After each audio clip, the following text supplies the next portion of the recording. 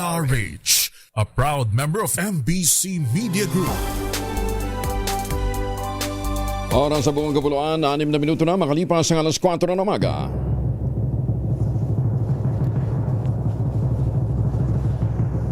And the Golden Dove for Best Science and Technology Journalist goes to Angelo Palmones, DZRH. Ito na ang 28th KBP Golden Dove Awardee, Best Science and Technology Journalist, si Angelo Palmones sa Magandang Umaga, Pilipinas. DZRH, Magandang Umaga, Pilipinas, sa DZRH Radio, DZRH TV at DZRH Online.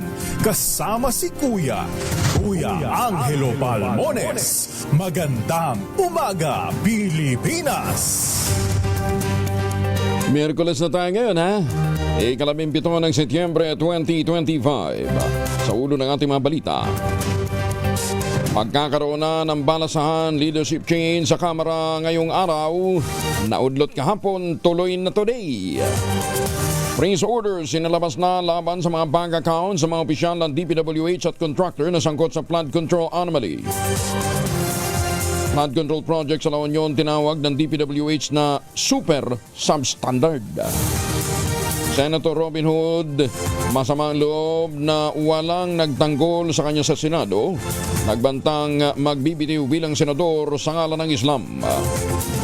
3 araw na tigil pasada aarangkada na tinapatan ng libreng sakay ng Department of Transportation. 15 lugar sa Luzon nasa ilalim ng Signal Number 1. Bagyong Mirasol papalapit na sa Isabela at Aurora area. Bagong balita, bagong impormasyon. Kasama si Kuya Angelo Palmones. Magandang Umaga, Pilipinas! Kasama pa rin natin ang buong radyo natin FM nationwide, ang ating mga action radio stations sa Luzon, Visayas at Mindanao. 91.7 BNFM Radio sa Cebu at 94.3 FM sa Jensan. Sa detalye ng ating mga balita, napanatili ng Tropical Depression ng Mirasol ang lakas nito habang papalapit na ng Aurora, Isabela area. Huling namataan ang mata ng bagyo sa layong 75 km, silangan ng Baler, Aurora, taglay ang lakas na hangin umabot ng 55 km bawat oras malapit sa gitna. At ang pagbugso umabot naman ng 70 km bawat oras. Kumikilos ito ng pahilagang kanluran sa bilis na 25 km bawat oras. 15 lugar sa Luzon ang nasa ilalim ngayon ng Signal Number 1. Kabilang dito ang Batanes, Cagayan, kasamang Bubuyan Island, Isabela, Quirino, Northern at Eastern portions ng Nueva Vizcaya, Apayao, Abra, Kalinga, Mountain Province, Ifugao, Ilocos Norte, Northern portion ng Ilocos Sur, Pulilio Island at Northern portion ng Camarines Norte. Ayon sa Pag-asa, si Mirasol ay patuloy nagkikilos pahilagang kanluran sa susunod na 48 oras at maaaring maglandfall sa hilagang Aurora o Isabela ngayong umaga. Tatawid ito ng Northern Luzon, lalabas ng West Philippine Sea bukas pa ng umaga. Posible ring lumakas pa si Mirasol at maging tropical storm bago lumabas ng teritoryo ng Pilipinas bukas ng hapon o dakong gabi. Dahil naman sa bagyo, asahan ang pagulan sa silangan at hilagang Luzon hanggang Huwebes ng gabi. Partikular na sa Aurora at Quirino, gayon din sa Isabela simula kagabi, nakaranas na ng matinding pagulan at mamayang gabi ay maaari ding maging ganon ang sitwasyon. Naimbag na bigat ka na kayo amin sa ating mga kababayan dyan sa Norte. Ingat po tayo. Suspendido ang klase sa ilang lugar sa bansa ngayong araw, September 17, dahil pa rin sa masamang panahon. Epekto ng bagyong Mirasol at inaasahang epekto ng nationwide transport strike. Kabilang sa mga nagsuspindi na ng face-to-face classes ang mga sumusunod na lugar. Laguna Province, all levels, public and private. Quezon, para lamang sa mga bayan ng Bordios, preschool to senior high school, public and private. Sa Jumalig, all levels, public and private. Lopez, all levels, public and private. Sa Panukulan, preschool to senior high school lamang, public and private. Patnanungan, all levels, public and private. Pulilio, preschool to senior high school, public and private. Gayon din sa Calawag, Quezon, all levels, public and private.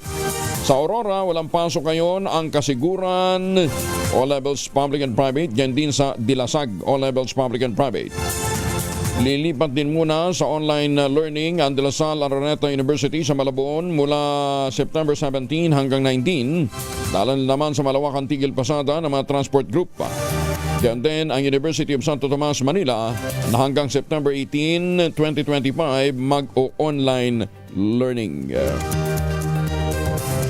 Sumipa na ng 80% ang bilang ng tinamaan ng COVID-19 sa Japan sa kasagsagan ng summer season doon. Tinukoy ang naturang variant ng COVID-19 bilang Nimbus, isang subvariant ng Omicron na nagdudulot na matinding pananakit ng lalamunan lalo na kapag lumulunok. Bukod sa sakit sa lalamunan, kasama rin sa mga karaniwang sintomas nito ang lagnat, tuyo o barading ilong, nakakapagod at banayad na pag-ubo. Sa survey ng Shionogi, ang mga edad 70 hanggang 80 ang siyang tinamaan ng COVID-19 Nimbus at nagpacheck lamang matapos ang 3 hanggang 4 na araw na pagkakasakit. Dahil dito nananawagan ng mga doktor sa Japan agarang magpakonsulta sakaling makaramdam ng sintomas upang maiwasan ang anumang komplikasyon. Ohayo gozaimasu sa mga Pilipino dyan sa Japan, ingat ho tayo at sana naman hindi na yun kumalat pa, no ha? Naibalik na sa kanyang mga magulang ang bagong silang na sanggol na unang napaulat na nawawala matapos na dukutin sa Lingayen District Hospital. Tumanggi naman ang Pangasinan Police Provincial Office na magbigay ng iba pang detalye sa pagkawala ng sanggol, ngunit ayon kay Police Colonel Arbel Merculio, ang Provincial Director, nasa custody nila ang babaeng dumukot sa baby. Tiniyak naman ng mga otoridad na gagawin nilang lahat upang mapanagot ang mga nasa likod ng naturang insidente. Ipinagutos naman ni Pangasinan Governor Ramon Guico III ang pagdaragdag ng security personnel at paglalagay ng mga CCTV camera sa lahat ng ospital sa lalawigan upang matiyak ang kaligtasan ng mga pasyente. Batay sa paunang impormasyon, kinuha ng isang babae na nagpanggap na nurse ang sanggol na babae sa OB-GYN ward ng ospital. Ayon sa ina ng bata, sinabi sa kanya ng suspect na isa sa ilalim daw sa blood test ang kanyang anak. Kaya kukunin muna ito pero tuluyan nang nawala ang sanggol. Balita, bagong impormasyon, kasama si Kuya Angelo Palmones. Magandang umaga, Pilipinas! 13 minuto na makalipas ang alas 4 ng umaga. Ibinida ng Philippine Amusement and Gaming Corporation of PAGCOR ang ipinaiiral nitong gaming education framework para malabanan naman ang illegal gambling. Ayon kay Dr. Angelito Domingo, PAGCOR Vice President for Human Resource and Development Group, ang pagbabago sa teknolohiya ay nagdudulot ng panganib sa industriya kung saan mas nakikinabang ang mga illegal operator habang ang mga lehitimong negosyo naman ang siyang nahihirapan. Iginit ni Domingo, ang naturang framework ay nakatuon sa player education, operator training at public outreach para malabanan ng banta na dala naman ng iligal na sugal. Layon din ito na lalo pang paigtingin ang kolaborasyon ng mga gaming at financial regulator, license operators, law enforcement, mga NGO at maging ang mga manlalaro. Paliwanag ni Domingo, ang pagkahumaling ng mga Pilipino sa online gaming ay bunsod ng malawak na akses sa teknolohiya gaya na lamang ng mobile devices. Dismayado naman si Transportation Secretary Banoy Lopez nang madat ng sarado. Marami ang palikuran ng LRT1 sa Pedro Hill Station. Sa isinagawang inspeksyon ng kalihim matapos na maranasan ang morning rush hour commute, napag-alaman itong isang taon na palang sarado yung palikuran ng nasabing stasyon dahil sa kawalan ng supply ng tubig. Agad namang ipinagutos ni Secretary Lopez sa Light Rail Transit Authority o LRTA ipagawa ito at ipacharge sa Light Rail Manila Corporation na may responsibilidad sa operasyon ng LRT. Yit na kalihim dapat ay maayos, accessible ang lahat ng mga pasilidad ng tren, lalong-lalo na para sa mga PWD at mga senior citizen. Yan ang epekto kapag nag-i-inspect, tinitingnan ho sa ground, ano ha? Yan. Nakita ko ngayon. Nakita mismo ni Secretary. Sira ang palikuran. Aprobado na ng Metro Manila Council ang resolusyon na nagbabawal sa street parking sa National Primary Road sa National Capital Region. Ayon kay MMDA Chairman Roman Duarte, sa ilalim nito pinapayagan naman na mag-park sa National Secondary Road at nakadepende ito sa ordinansa ng bawat syudad o LGU. Pwede na rin anyang i-regulate ang pagpapark maliban na lamang kapag rush hour o tuwing alas 7 na umaga hanggang alas 10 na umaga at alas 5 ng hapon hanggang alas 8 ng gabi. Nilinaw din ni Artes na exempted sa ban ang mga emergency vehicle.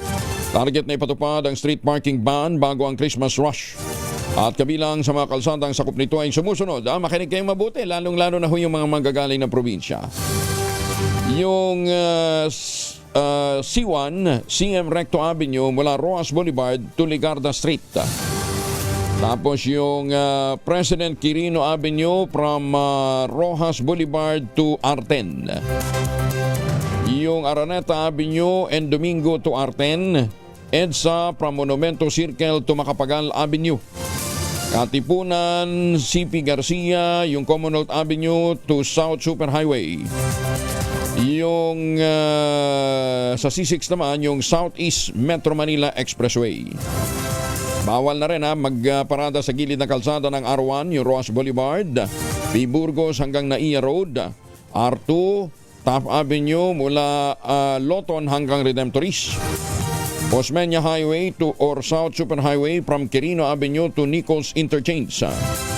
JP Rizal from intersection ng Pedro Hill, Teheron, Manila City to P. Zamora sa Taguig City. Yan din yung Ortigas Avenue from Santolan to Imelda Avenue. Marcos Highway o yung Magsaysay Boulevard at Aurora Boulevard from Ligarda Street na Ramon Magsaysay to C5 Katipunan. Bawal din sa R7 yung Espanya Boulevard to at saka Quezon Avenue at Commonwealth Avenue mula Carlos Palanca to Quezon Avenue to Commonwealth Avenue to Mindanao Avenue. Yan dami pala nito. Ang Bonifacio Avenue mula Blumentritt to EDSA Balintawak, bawal yan. Rizal Avenue, MacArthur Highway from Carriedo to Monumento sa Caloocan City. Bawal na rin sa Delpan, 2nd Street to Nabotas Terminal. Bonifacio Drive, P. Burgos Street hanggang 2nd Street. Bawal din sa Elliptical Road, Mindanao Avenue, Marcos Highway, Dr. A. Santos Avenue, yung Sukat Road, Ninoy Aquino Avenue, Shaw Boulevard, Boni Avenue at Alabang Sapote Road. Yan, bawal ho magpark sa gilid ng daan. Magandang umaga, Pilipinas! At pagmumultahin ng 5,000 piso ang sinumang mahuhuling nagtatapo naman ng basura sa mga ilog, estero at kanal sa Metro Manila. Ayon kay Metro Manila Council President at San Juan City Mayor Francis Zamora, itinaas nito mula sa dating 3,000 lamang. Sa San Juan, ganun po yan. Sapagkat originally, ang fines po dito sa San Juan ay 3,000 pesos kung kayo ay individual at 5,000 pesos kung kayo ay isang establishmento. So, inamyendahan na po yan at ginawang 5,000. So, first offense, second offense, third offense, 5,000 pesos po ganyan. Mataas po siya, totoo. Pero ang tanong ko po sa inyo, sino ho ba magmumulta? Ang nagtapon ng basura. Lamang ng basura. Tama. So kung ayaw po natin magmulta, wag po tayo magtapon ng basura. At ganun din po, no? Kung di po kayo magtatapon ng basura, hindi po kayo magmumulta. Tama naman, di ba? Ba't naman kasi nagtatapon ng basura? Dapat to ang basura, inilalagay sa bulsa, kung nasa daan ka, o dili kaya humanap ka ng basurahan. Ginit pa ni Zamora layo ng hakbang na ito na disiplinahin ang publiko pagdating sa pangangalaga ng kapaligiran, lalo na ang tamang pagtatapon ng basura. Bakit po natin ito ginagawa? Sapagkat gusto po nating maging disiplinado ang ating mga mamamayan at maintindihan po nila at isa puso ang disiplina pagdating po sa pag-alaga sa ating mga paligid sapagkat pag nakikita ko natin sa ating mga kalye pag nagbabaha o nagkakaroon nga ng mga bagyo, pag humupa po ang tubig, ano nakikita natin sa ating mga kalye? Ang basura. Ano po ang nangyayari sa ating mga ilog? Nagiging napakalaking basurahan na po ito at tila wala pong disiplina ating mga mamamayan. So, ito po yung hakbang na ating ginagawa upang madisiplina ating mga mamamayan. Tama naman. Alam niyo yung nakakapagtaka sa Pilipino, pag nasa ibang bansa, sa Singapore for example, doon, ultimo mag-spit, bawal Bawal ang chewing gum. O bakit nakakasunod ho tayo?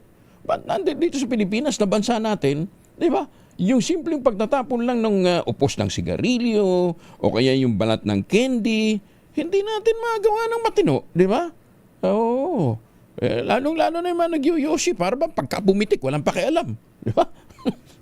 O, yan, sige. Ngayon may disiplina na. Dapat naman talaga ganun eh. Pagmalasakitan ho natin ang ating kalikasan.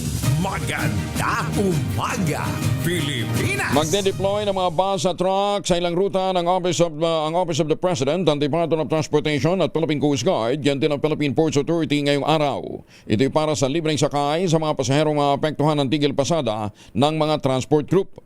Sa anunsyo, nakapwesto mga bus at mga truck sa mga rutang Monumento Quezon Avenue via EDSA, sa Nagtahan, Espeña via Lacson, White Plains Avenue, Tucubao via EDSA, Welcome Rotonda, QC Hall, Quezon City Hall via Quezon Avenue, E. Rodriguez, Araneta Avenue, Quezon Avenue, E. Rodriguez, Araneta Avenue, dyan po naman sa Cubao. Maganda umaga, Pilipinas! At para po sa mga suki natin nakatutok naman sa mga radyo natin stations nationwide, meron ho tayong panawagan ho sa inyo, ha? Pwede nyo nang inominate ang mga paborito ninyong DJ, announcer, news reporter, pati na mga paborito ninyong programa sa radyo natin o radyo natin nationwide. Para makapag-nominate, bisitahin lamang ang official Facebook page na Radyo Natin Nationwide o kaya diretso na sa website na radyonatin.com/awards. A Guide to Region Radyo Natin Excellence Award 2024 o 2025.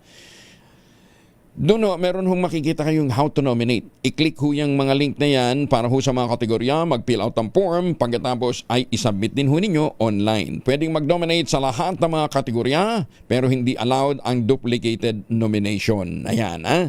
So ano pang iniintay po ninyo? Tatanggap kami ng nominations hanggang October 15, 2025. Maganda umaga, Pilipinas! Winasak naman ng Bureau of Customs ang 5 container ng smuggled na agricultural products sa Port of Subic, Zambales na nagkakahalaga ng 50 million pesos. Kabilang dito ang iba't ibang frozen meat, isda, preserved fruits, mga gulay at iba pang madaling masirang pagkain. Ayon kay Customs Commissioner Ariel Nepomuceno, kinumpiska ang mga nasabing produkto dahil sa kawalan ng kaukulang dokumento katulad ng phytosanitary certificate. Iginit ni Commissioner Nepomuceno, posibleng magdulot ng masamang epekto sa kalusugan ang naturang mga produkto dahil hindi ito sumailalim sa pagsusuri. Sa ilalim kasi ng Customs Memorandum Order 24-2021, ang mga smuggled na agricultural products sa kailangang sirain oras na lumabas na hindi ito ligtas kainin ng tao. Ang Tropical Depression Mirasol ay naglandfall na sa Kasiguran, Aurora. Ayan, ha, so para ho sa mga kababayan natin dyan sa Kasiguran, Aurora, naglandfall na si Tropical Depression Mirasol. Flash Report! Flash Report! Ingat ho kayo dyan, antabayanan po ninyo mga detalye mula po naman sa Pag-asa, maya-maya lamang. Ay mga misis, sa may araw si Mister pag-uwi galing ng trabaho? Aba, dahil yan sa germs sa katawan nila. Para labanan ng amoy araw at may pawis, gumamit ng Shield Bath Soap regularly. Anbita mo ng Shield sa paglaban sa germs versus another brand may shea butter, pampalambot ng kuti sa presyong abot kaya 12.50 SRP. Kaya naman recommended ito ng Philippine Nurses Association. Kaya mga misis ay challenge yung subukan ng Shield Bath Soap. Galit sa sakit, may malasakit. Sulit na sulit. At ilang araw na lang. Handa ka na ba? Aces Millones Grand Draw na for 2025. May chance kang manalo ng 300,000 pesos o kaya 600,000 pesos. Pwede rin 1,000,000 piso. Plus, may free concert pa. September 20 po yan sa Sabado na, ha. 2:00 ng hapon with live performances ng 1621, John Rex, Yara, si Laika Geranod. Meron pang papremyo sa mga swerteng manunood. Kaya tara na sa Ulit Chatter September 20, 2:00 ng hapon. ACS Millones Grand Draw na. Ikinagalit naman ni Senator Robin Padilla na wala man lamang umanong nagtanggol sa kanya sa Senado. Kasunod dito na kumalat na balita na nag-middle finger o dirty finger ang senador habang umaawit ng lupang hiniran. Ipiniliwanag ni Senator Padilla na index finger o hintuturo ang kanyang ginamit na nangangahulugan iisang Diyos sa relihiyong Islam. Sa galit nagbanta pa si Padilla na magbibitiw agad sa Senado at iginiit na huwag idamay ang relihiyon sa mga batikos at mga paninira sa kanya. Ang tanong ko po, meron po ba tayong tinititigan sa tinitingnan dito? Kasi napakabigat po ng akusasyon na ito sa harapan po ng ating bandila. Ako po'y magngangat-ngat. At gusto ko pong ipaalam sa ating mga kasama, kung politika lang, handa po ako mag-resign. Pero pagka-religion ko po ang pinag-usapan, kahit sino sa inyo, kung ano gusto nyo, wala pong problema. Pero wag pong religion ko. Hinihingi ko po, wag pong religion ko, mahal na tagapangulo. Dahil ito po'y malaking kabastusan sa amin. Ito po, ang sinisip na ko po, ito po'y nag-iisang Diyos. Dito po nakasalalay ang aming pananampalataya. Handa po kaming magpakamatay para dito. Sana po wag pong gamitin ito para siraan ako. Dahil sinasabi ko po, mahal na tagapangulo, kung gusto niyo ako mag-resign, ngayon na, kung gusto ninyo. Wag niyo ako siraan. Ay, magandang umaga sa mga taga-barangay, Simbahan, Dinalungan, Aurora. Nakakaranas daw ho sila ng matinding lakas ng hangin ngayon, ha? Magandang umaga sa mga disiplinadong OFW natin sa iba't ibang panig ho ng mundo. Buti pa yung mga disiplinadong OFW natin, eh. Ay, magandang umaga din sa mga taga-Bayawan City, Negros Oriental. Mamaya may kikwento ko sa inyo sa mga taga-Bayawan, ha? Target naman ng real estate giant na SM Prime Holding Incorporated na maglunsad ng panibagong funding drive na abot ng hanggang 17 billion pesos mula sa mga local bonds. Ayon sa SM Prime, layo nilang mapatatag ang kanilang kapitalisasyon at meron ng go signal ng Securities and Exchange Commission para mag-alok ng fixed rate bonds na nagkakahalaga ng 12 billion pesos. Sakaling makakuha ng mas marami pang investors, umaasa ang grupo na tataas ang oversubscription ng hanggang 5 billion pesos. Kabilang sa offers ng SM Prime ang 5-year series na AB bonds, due ito sa 2030, 7-year series AC bonds na due naman sa 2032 at ang 10-year series na AD bonds due naman sa 2035. Bunsod ng matibay na presensya ng SM Prime sa local market, kasabay ng patuloy na development ng mga mall, mga residence, office, hotel at convention center, nananatiling strong player ang SM Prime sa Philippine property sector. Suportado ni House Committee on Ways and Means Chair Miro Quimbo ang panukala ni Vice Chairman Leandro Ligarda Lebiste na ibaba sa 10% ang kasalukuyang 12% na sinisingil na value-added tax sa mga consumer. Sa pagdinig ng komite, binigyan din ni Quimbo ang kahalagahan ng nasabing panukala na dapat anyang gawing prioridad at maisama sa agenda ng Legislative Executive Development Advisory Council o LEDAC. Ayon pa kay Quimbo, nasabihan na nila ang Department of Finance kaugnay ng panukala upang agarang mapag-aralan. Una nang sinabi ni Lebiste naman na ang tapyas na 2% sa bata ay may malaking tulong sa bawat pamilyang Pilipino na mababa lamang ang kinikita. Maganda umaga, Pilipinas! 29 na makalipas ang alas 4 ng umaga. Oy, baka kayo ay may mga importanteng lakad. Huwag kalimutan, may 2 formulation ng family alcohol na pwede nating pagpilian, ha? Yung family, 70% isopropyl alcohol, especially prepared for clinics, hospital, pharmacies, laboratories, pero okay na okay din po yan sa mga households. Very effective sa disinfection at sterilization. Ganyan ang bagsik ng family, 70% isopropyl alcohol. Maghapon man natin gamitin, no problem. Hindi po manunoy ang ating mga kamay dahil meron po itong moisturizer. Yun namang mabangong family wrapping compound improved alcoholone. Ayun po yung mabangong isopropyl alcohol na ginagamit po ng mga masahista, mga barbero, mga doktor, mga nurse, mga kabadrona for sponge, bathing, and other cleansing purposes. Family wrapping alcohol para hindi siya reachable na sa mahabang panahon, mabibili sa namang butik at convenience stores nationwide. Family wrapping alcohol hindi lang pampamilya, pang sports pa. Maganda umaga, Pilipinas! At speaking of family, si Gladys Reyes daw at saka si Judy Ann ay parang iisang pamilya. Matibay ang kanilang pagkakaibigan. Yan ang ibang balita sa atin ni Morley Elinio. Morley, good morning! Gising na ang showbiz, rampa na Pilipinas. Good morning, Kuya Angel. Muli, nagkaroon kami ng pagkakataong makausap si Gladys Reyes at mariging inamin niya sa amin na ang kanilang friendship ni Judy Ann Santos ay hindi natapos noong gawin nila ang Mara Clara.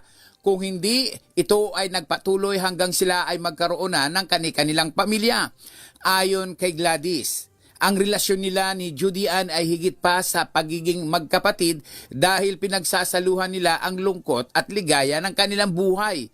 Hindi man sila ganon kadalas nagkikita pero may communication sila, nagtitext at nagtatawagan sa isa't isa. Bukod pa sa kung paminsan-minsan ay nagkikita sila sa mga showbiz gatherings. Well, sa kabuuan, sinabi nitong si Gladys Reyes na masaya siya sa pagkakaroon ng kaibigang tulad ni Judy Ann Santos.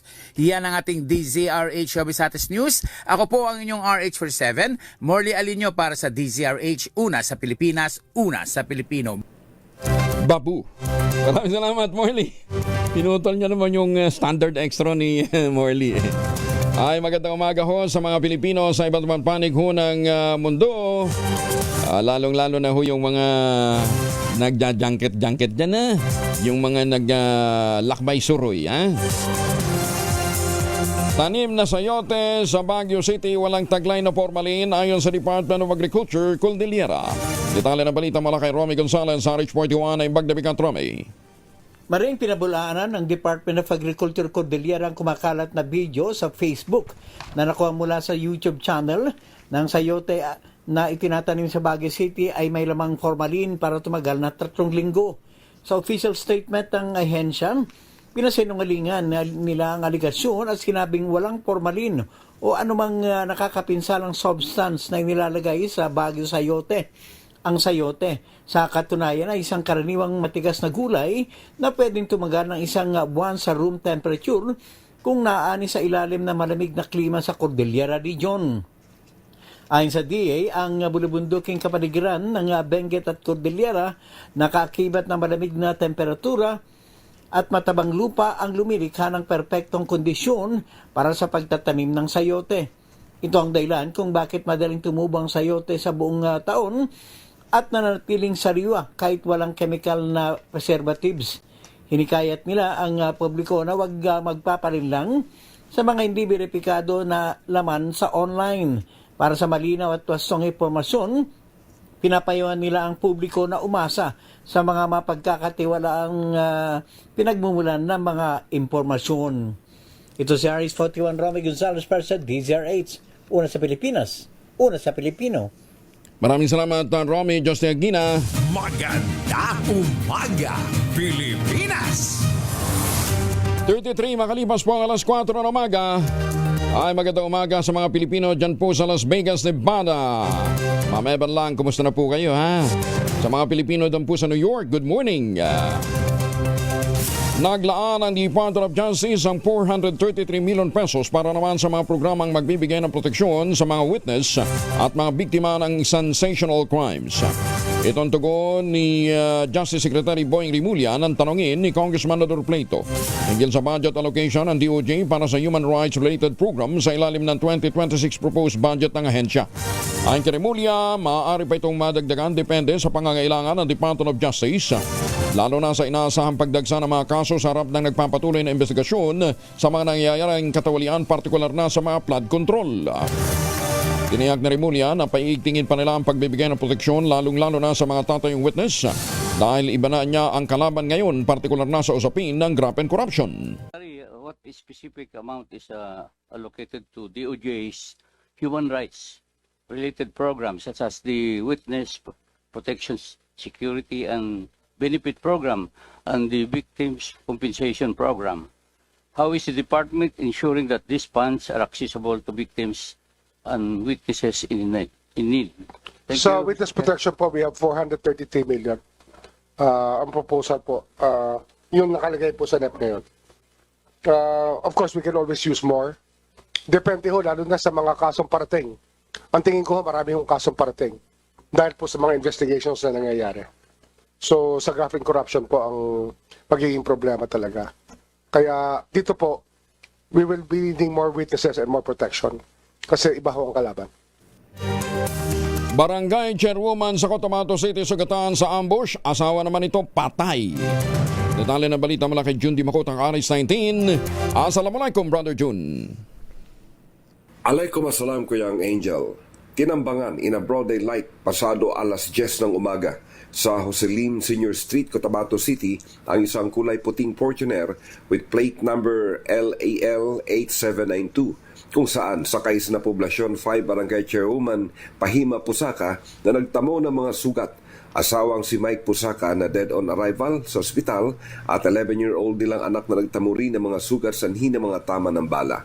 Patay din ang isang payong-payong operator na nakastandby malapit lamang sa pinangyarihan at ayon sa mga saksi, 4 katao na sakay ng 2 single motorcycle ang huling nakita nagpaulan ng bala sa sasakyan ng mga biktima habang dumadaan sa Jose Lim Street.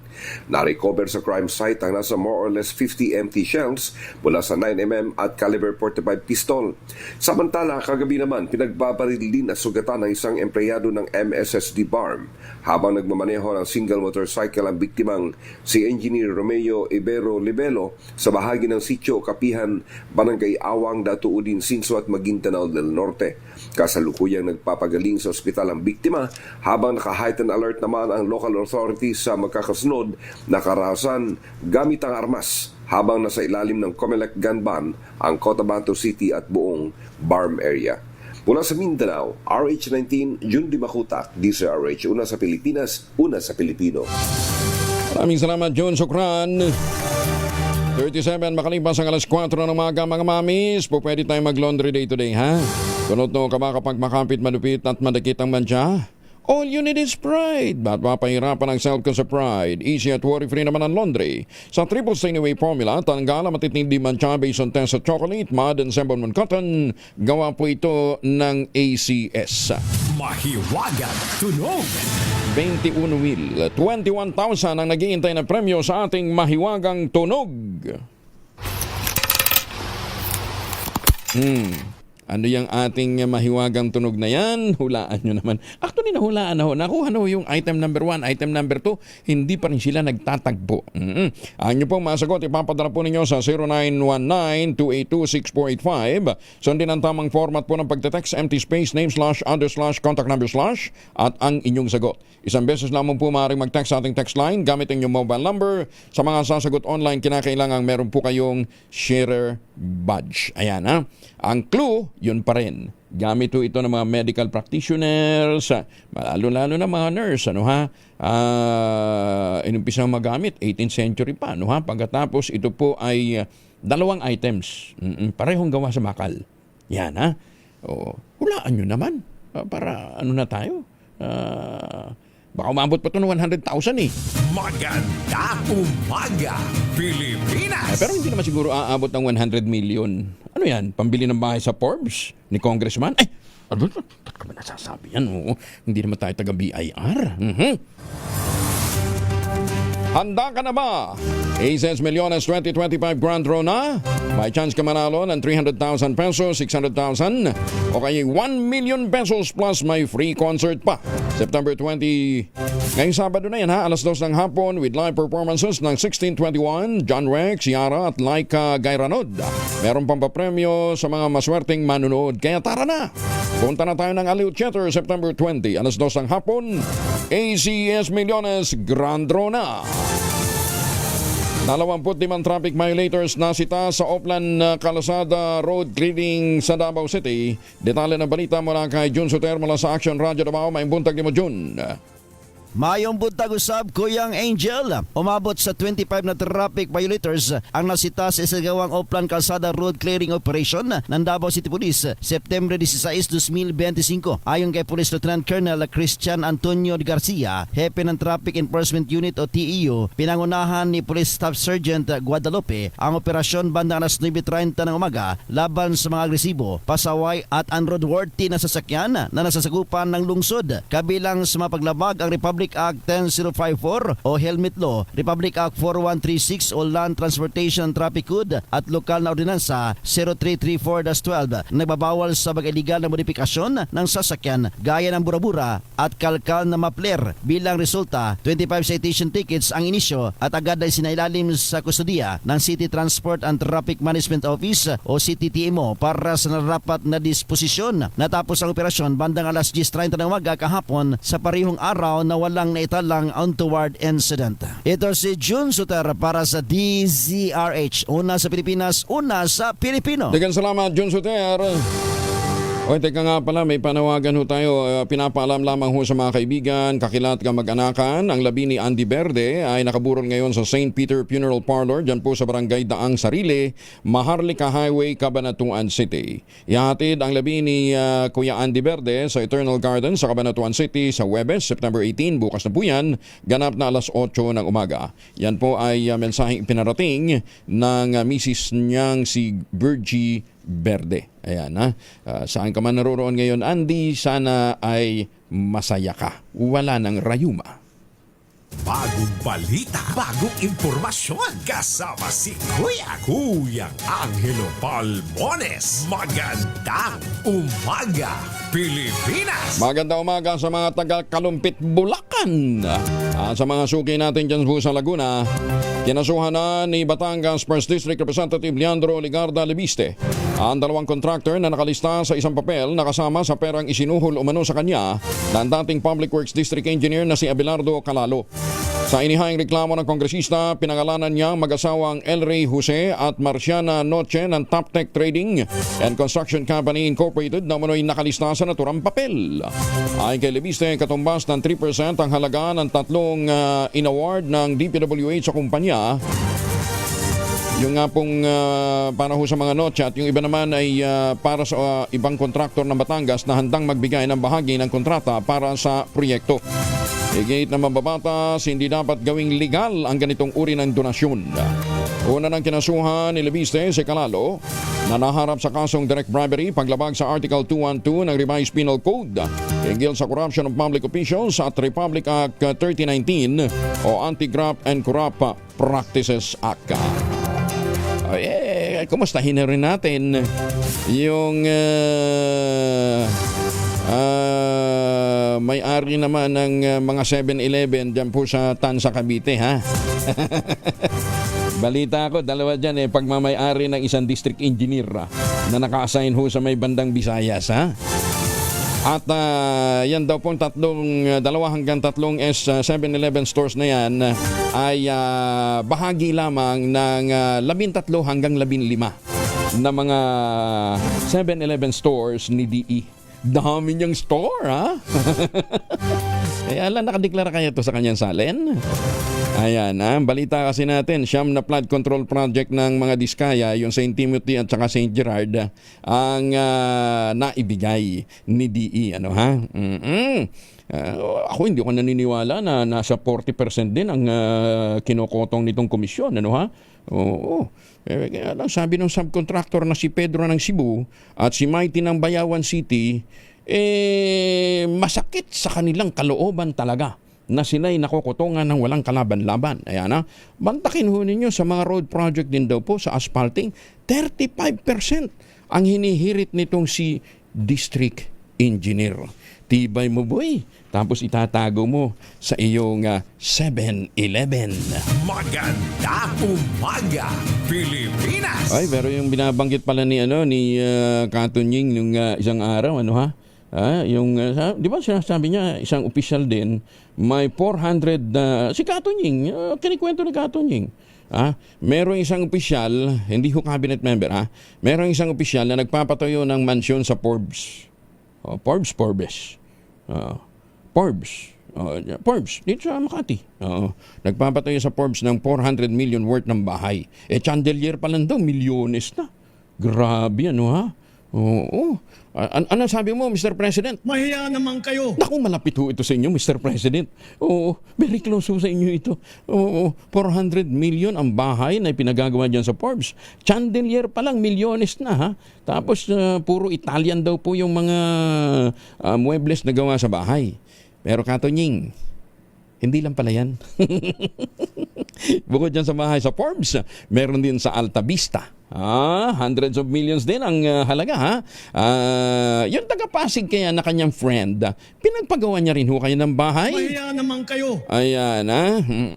Kumusta ho kayo, ha? Tapos, sino na nitong Director Ed ng BIR na meron namang ongoing construction ng isang resort sa Subic? Tibay din ito, ha? Oo. Magkano kayo ginatanggap na sweldo nito? Bagay, iba naman yung sweldo sa sahod. Yung sahod, kapatid ho ni Kotong. Yun, ha? Oo. Maganda umaga din. Batiin din natin si RDO Floresa. O, kumusta naman yung dinadalaw mong kontraktor dyan sa Muntinlupa, ha? Maganda umaga, Pilipinas! Lord, alam na dis. Mag-live-in, binagbabarel, patay ang isa, malupa naman ang isa sa dinalupihan Bataan. Detalye na balita mula kay Danny Kumilang, RH37. Danny, good morning. Patay on the spot ang lalaki habang ang kalibin partner nito ay kritikal matapos pagbabarilin sila ng mga di kilalang gunman sa Purok 4, Barangay San Simon, Dinalupihan, Bataan pasado 2:30 kahapon ng hapon. Sa ulat ng Dinalupihan PNP, kinilala ang mga biktima na sina John Christopher de la Cruz Regala, 29 anyos, na nasawi sa pamamaril, residente ng Barangay Pagalanggang, Dinalupihan, Bataan. Samantalang sugatan naman ang kinakasama niyang si Winchell Chan Gonzales, 27 taong gulang, residente ng Barangay San Simon. Batay sa investigasyon, dalawang hindi pa nakikilalang salarin na nakasuot ng bonnet itim na long sleeve at pulang t-shirt sakay ng berdeng Honda Fit ang namaril sa mga biktima. Dead on the spot nga itong si De La Cruz habang agad namang isinugod sa JC Payumo District Hospital ang babae na si Gonzales. Patuloy na inaalam ang motibo sa krimen habang nagsasagawa na ng hot pursuit at dragnet operation ang Dinalupihan Municipal Police Station kabilang ang pagsusuri ng CCTV footage sa lugar upang matukoy at madakip ang mga suspect. Danny Kumilang, RH37, DCRH, una sa Pilipinas, una sa Pilipino. Maraming salamat, Danny. May paaba kay kayungan sa ating mga kababayan dyan po naman sa Pampanga. Ipinahayag ni Agriculture Secretary Francisco Tularol Jr. na ang paglulunsad ng Benteng Bigas Meron na program sa mga jeepney at tricycle driver kasama ang Bambang Transport Group ay patunay na mas agresibo ang expansion ng pangunahing food initiative ng Pangulong Bongbong Marcos.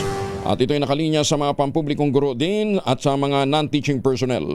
Sinabi ni Secretary Laurel, maraming Pilipino sa buong bansa ang naghihintay ng Benteng Bigas Meron na programa at napakahalaga na matapos nga na ito'y pakinabangan ng transport sector dahil organisado sila at marami sila, i-extend din sa ating mga teacher.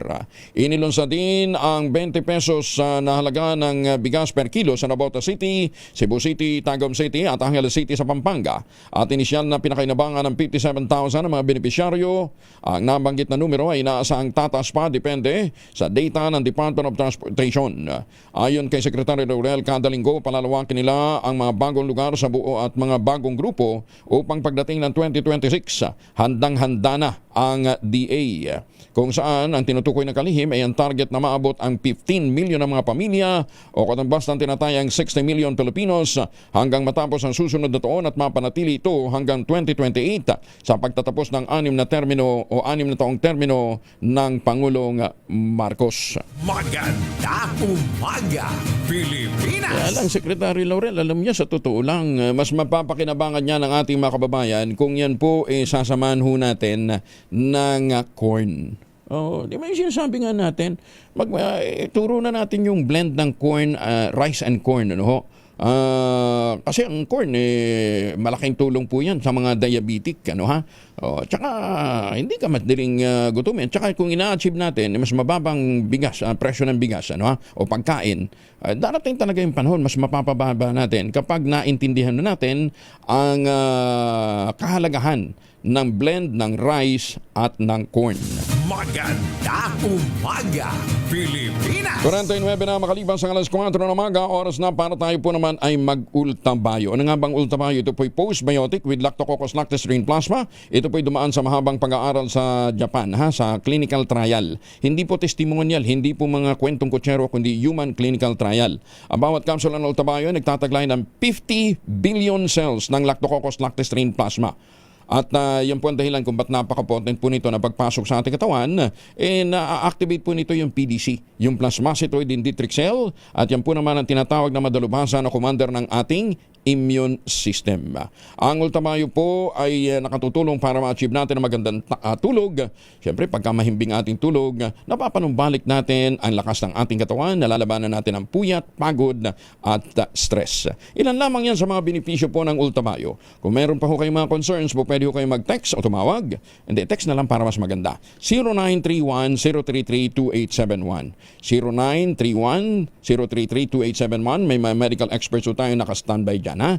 Ang Ultamayo po ay rehistrado sa Food and Drug Administration, halal certified. Available po ito sa South Star Drug, Mercury Drug, HB1 Plus Pharmacy, John's Pharmacy, Amesco Drug at Curamed. At eto pa, magandang balita kapag bumili ka ng isang box ng Ultamayo Postbiotic, yung 30 capsules sa alinmang Mercury Drug Store sa buong bansa.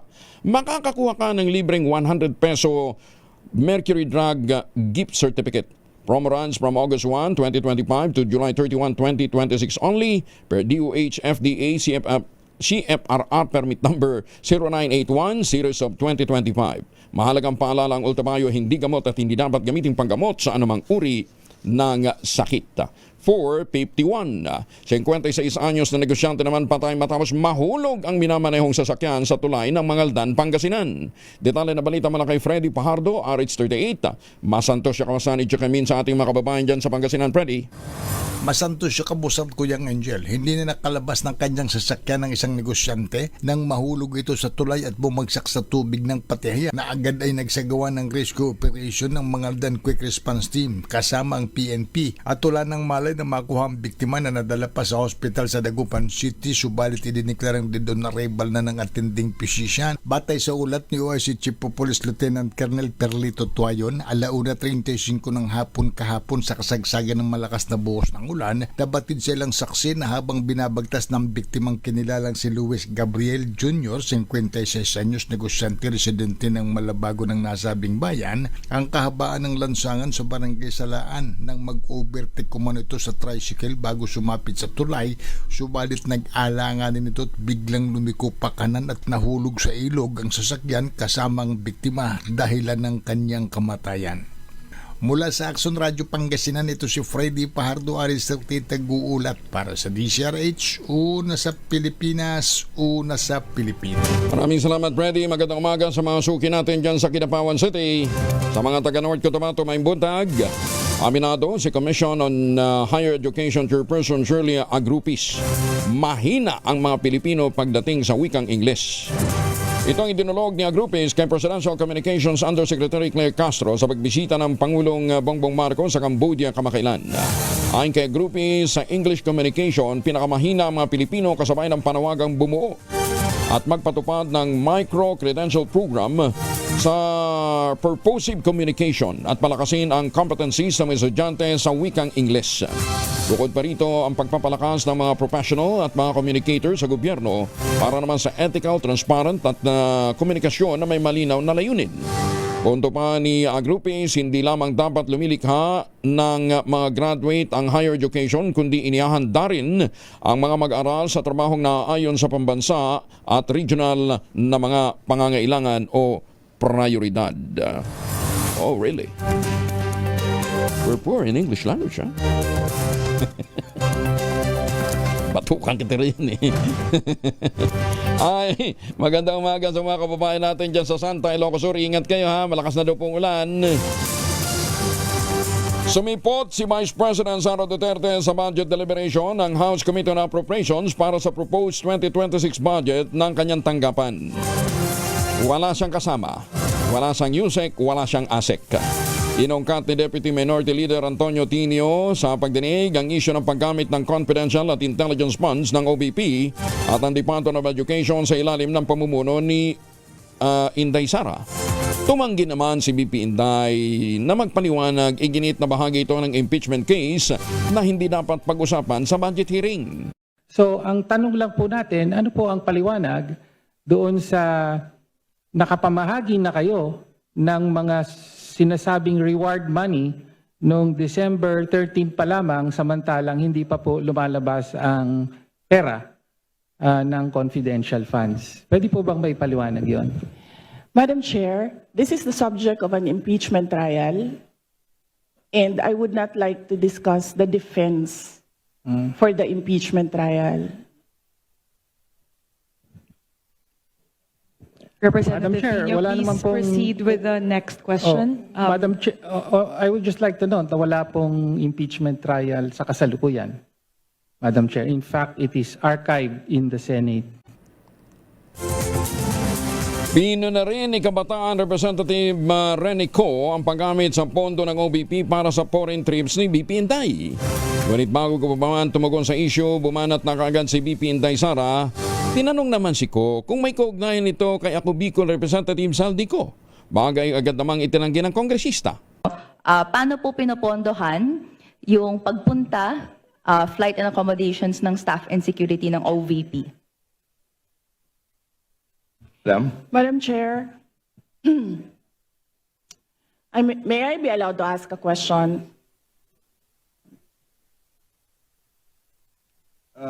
Depende sa nature, Madam Vice President. Yes. Magpinsan po ba si Congressman ko ngayon tsaka si Zaldico?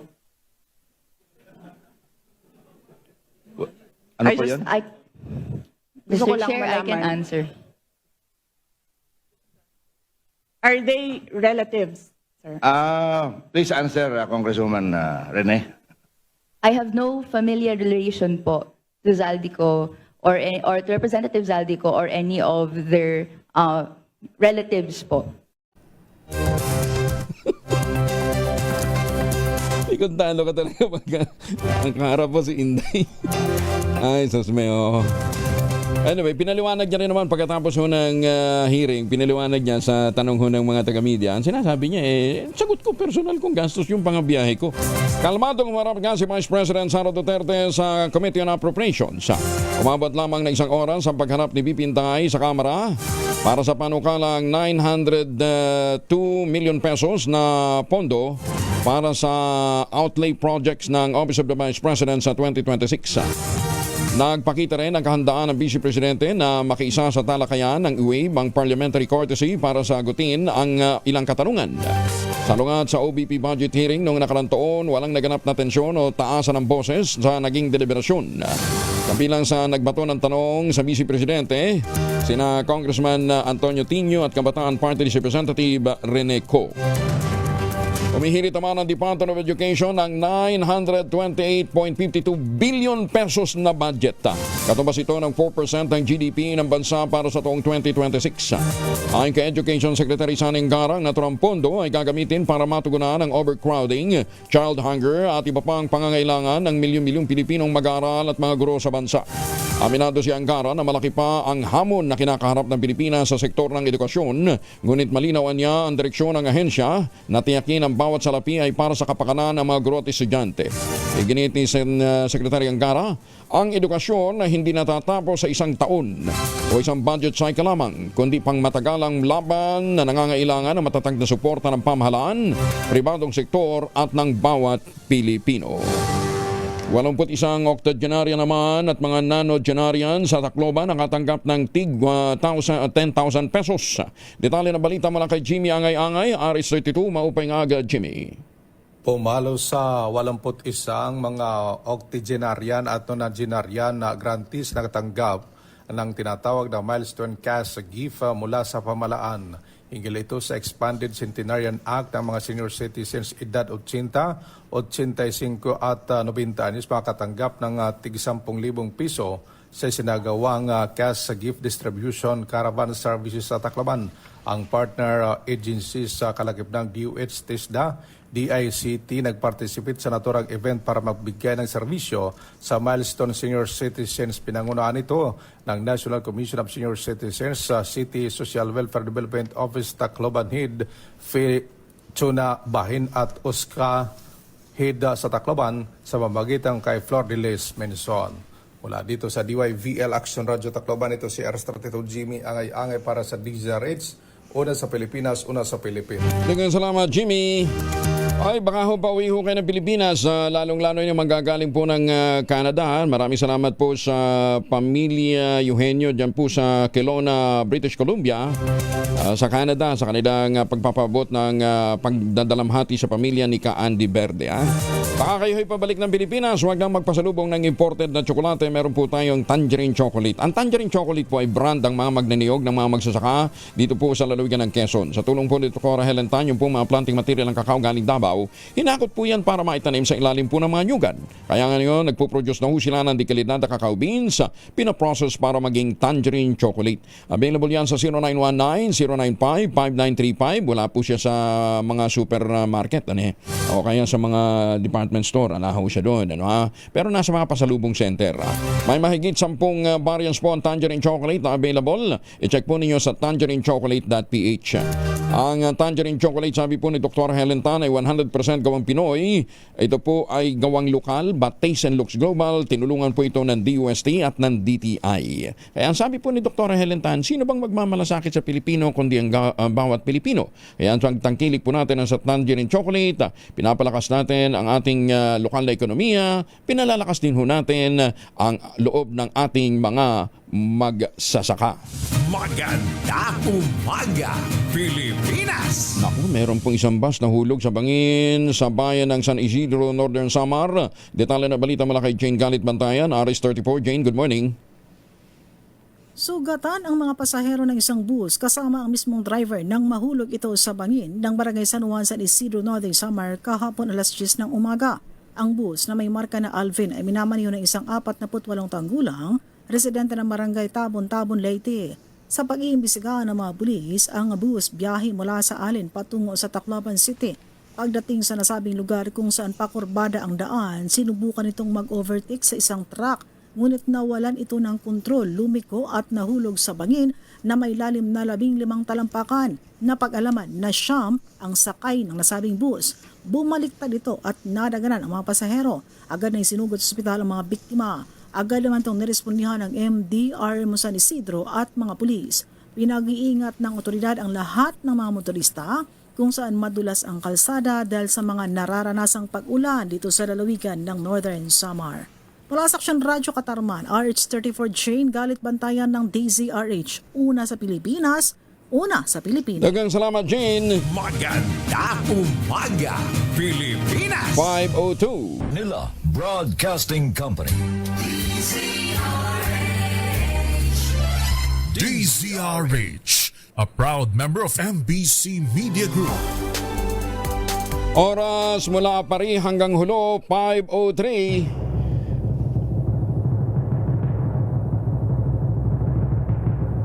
And the Golden Dove for Best Science and Technology Journalist goes to Angelo Palmones, DZRH. Ito na ang 28th KBP Golden Dove Awardee, Best Science and Technology Journalist, si Angelo Palmones sa Magandang Umaga, Pilipinas. DZRH, Magandang Umaga, Pilipinas, sa DZRH Radio, DZRH TV at DZRH Online. Kasama si Kuya Angelo Palmones. Magandang Umaga, Pilipinas. Muli, paalala ho natin, Miyerkules ho tayo ngayon, September 17, 2025. Si Kaobet Madrina, kasama na natin mula po sa Pag-asa. Kumustahin natin si Marisol. Kaobet, good morning. Magandang umaga po, Sir Angel. Magandang umaga sa lahat po ng mga tagapakinig natin. Naglandfall po sa bahagi ng Kasiguran Aurora around 3 a.m. This morning, yung bagyong si Mirasol. Isa po siyang tropical depression, ibig sabihin pang tropical depression. Hanggang signal number 1 yung lakas po ng hangin na dala po niya. Sa ngayon po, yung lakas po ni Mirasol ay nasa 55 km per hour malapit sa gitna at pagbugso na nasa 90 km per hour. Kung ditong namataan, malapit po dito sa may Kasiguran Aurora. Kumikilos pa Ilagang Kanluran sa bilis naman na 10 km per hour. Dahil nga sa bagyong Mirasol, nakataas po ang ating signal number 1 sa Batanes, Cagayan, kasamang Babuyan Islands, Isabela, Quirino, Nueva Vizcaya, Hilaga at gitnang bahagi ng Aurora. Gayon din po sa Apayao, Abra, Kalinga, Mountain Province, Ifugao, northern eastern portion ng Benguet, Ilocos Norte, Ilocos Sur at Polillo Islands. Mag-ingat po yung mga kababayan natin, lalo na sa may bahagi po ng Cordillera itong bagyo. Posible po yung mga landslides, yung mga biglaang pagguho ng lupa at mga flash floods o mga biglaang pagbaha. Inaasahan naman natin na itong bagyong Mirasol ay posible po by tomorrow, araw ng Huwebes, ay lalabas na ito ng Philippine Area of Responsibility. Samantala po, inaasa natin ngayong araw magiging maulan sa malaking bahagi po ng ating bansa, lalo na dito sa May Luzon.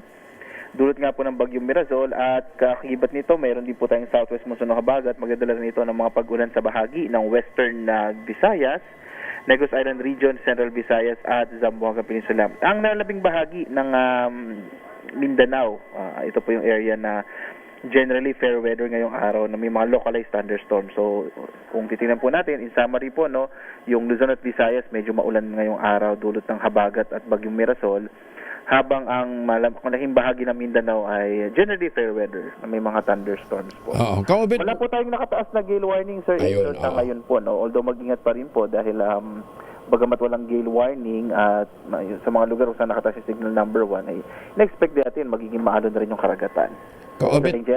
Kaobet, may paparating na pulang-pulang cloud cluster, ano yan? Opo, meron po isang low pressure area na minomonitor po sa ngayon. Ito po ay nasa mahigit 1,300 kilometro pa silangan ng southeastern Luzon. Nasa labas pa po ito ng Parno. Posibleng itong pumasok ng Philippine Area of Responsibility ngayong gabi or bukas at posible itong maging isang bagyo within 72 hours. So, Friday pa. Friday. So, pag alis ni Marisol, meron namang isang susunod. Ano magiging pangalan nito? Po, magiging pangalan Nando. Nando? Pagkatapos ni Marisol, si Nando. Opo. Ay, nako. Sige, thank you. Kaobet, di wala na naman tulugan. Vitamin C, ha? Salamat po. Ingat. Si Kaobet Madrina mula po naman sa Pag-asa. Maganda umaga, Pilipinas! Ihanda ng ating mga emergency kit. Nagyan natin ang family alcohol. Siguraduhin natin na meron tayong pananggalang laban sa mikrobyo. Ano man ang lakad natin ngayong araw nito, magmaon po ng family alcohol. May dalawang formulation yan. Yung family 70% ay isopropyl alcohol, especially prepared for clinics, hospital, pharmacies, laboratories. Pero okay na okay din po sa mga households. Very effective sa disinfection at sterilization.